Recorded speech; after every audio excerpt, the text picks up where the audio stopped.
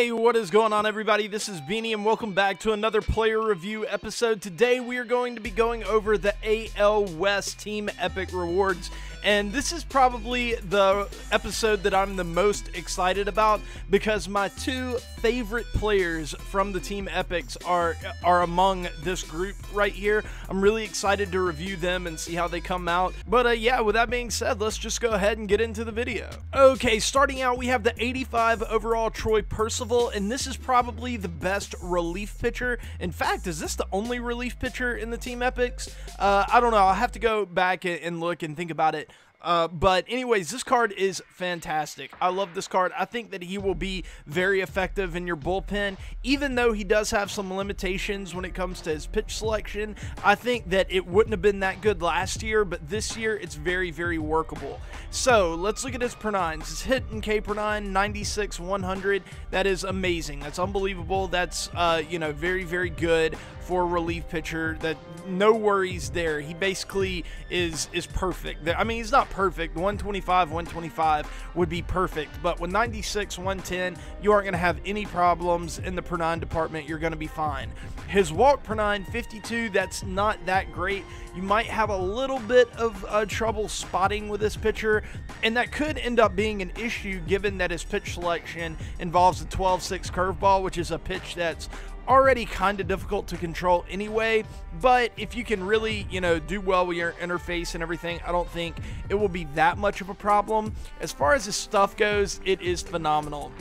He has a 96 mile an hour fastball, 81 mile an hour changeup, and a 79 mile an hour 12-6. If he added a slider, if they gave him a slider, this might be one of my favorite relievers in the game, but unfortunately they didn't. So, you know, it's not a great pitch selection for four-seam 12-6 changeup, but I do think that this year, given the way that the pitching and everything has gone, that it is workable, and he throws hard enough. He has good enough break on everything for all three of those pitches to be very effective. I especially like the delta between his four-seam and his changeup, a nice 15 mile per hour delta.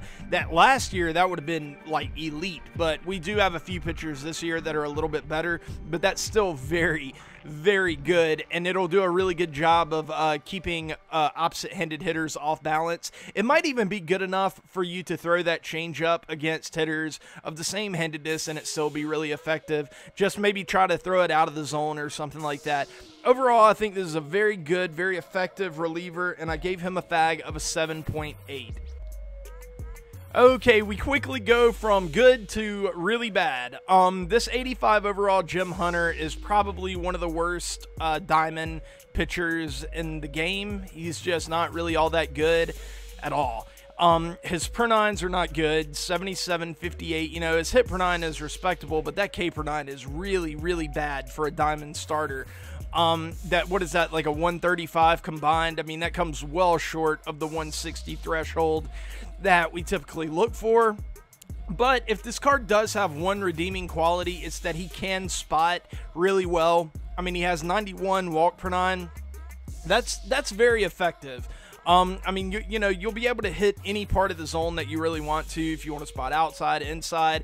And this year, that does come into play a lot more than you would think. Being able to hit your spots is a lot more important this year than it has been in years past. So that could be a big, big bonus for this 85 overall Jim Hunter. But outside of that, there isn't a lot to love about this card. I mean, his stuff is not good.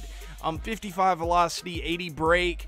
I mean, a 91 mile an hour fastball, you aren't going to be fooling anybody with that, and everyone is going to be able to catch up to that pitch. His breaking stuff is okay. 83 mile an hour slider, 80 mile an hour changeup, 77 mile an hour curveball. All of those three pitches are workable. The problem is you're basically, those are the only pitches that you're going to be able to throw because he doesn't throw his fastball hard enough to keep you off balance. So you'll just be sitting on those other three pitches. So overall, just not really a very appealing card at all. And I would not recommend doing the A's epic if you plan on picking and choosing which epics that you end up doing. I would probably leave this one behind. And I ended up giving him a FAG of a 4.7.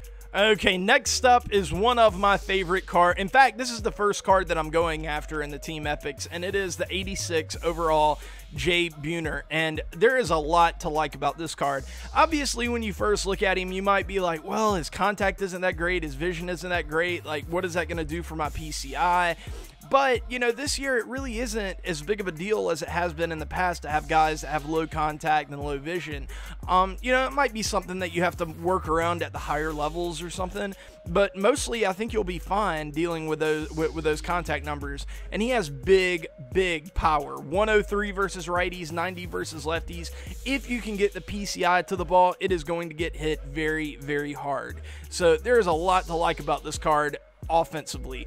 And defensively, there is also a lot to like about this card. This is your prototypical right fielder. 77 fielding with 63 reaction and 43 speed. He's not going to cover a ton of ground, but he's going to be perfectly fine out there. He's going to be able to cover probably as much ground as you need him to. Maybe you want to pair him up with kind of a more defensive oriented center fielder, just so, you know, you're never kind of left out hanging, and you know, you can get to those gappers that maybe you wouldn't otherwise get to. But the thing that is really redeeming about this card defensively is his arm strength. He has an absolute cannon of an arm. I mean, like Vlad Guerrero level cannon. 95 arm strength is extremely good, and he'll be able to save you a lot of runs with that. I mean, if you have a guy on third base, your opponent is not going to want to hit it to right field, because Jay Buhner, more often than not, will be able to throw that guy out if there is a play at the plate. So that's a big bonus for this card. And his speed is nothing to write home about. It's not great, but since he's a right fielder, that's not going to hurt him too much. So overall, just a very solid card, and I ended up giving him a fag of an 8.0.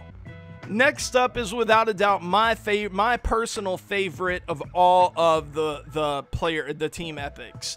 I love everything about this card. This is an 85 overall Mike Napoli. He is a catcher, can also play first base, but you want to play this card at catcher. Offensively, the only card, well, actually, I don't think that there is a card released right now, because the Mike Piazza, you can't get him yet, but I don't think there is a card right now that is better offensively than this 85 overall Mike Napoli. 84 contact versus both sides, 92-91 power. He is going to be destroying everything. You're never going to have an advantage over this card. He's probably going to come in and be your best offensive player immediately, right now, with the way everybody's teams are kind of stacked. This card is fantastic offensively, but you do have to trade off a little bit. He is only an 85 overall, so you are going to have to give away a little bit of defense in order to get this bat into your lineup. I don't think it's that big of a deal at catcher. I do think catcher, like I've said before, that catcher defense is a little bit more important, but I don't think that it's going to kill your team defensively to have this guy behind the plate. I think that he is perfectly fine back there. Now, your opponent may be able to steal an extra base or two that he otherwise may not have stolen, but I think what you gain offensively is definitely worth it. On the base pass, he's not going to help you out a ton. He has 35 speed, you know, it's kind of run-of-the-mill for a catcher, so, you know, whatever on that front. But this card is going to be the best bat in your lineup as soon as you put him in. More than likely he's going to be the best bat in your lineup. I got a little tongue-tied there, sorry. But yeah, love this card. I ended up giving him a fag of an 8.1. His defense did drag it down a little bit. I wanted to give him like a mid-8 fag, but I couldn't, because his defense is kind of bad, I couldn't justify going a lot higher than that, but I still think that this card is phenomenal.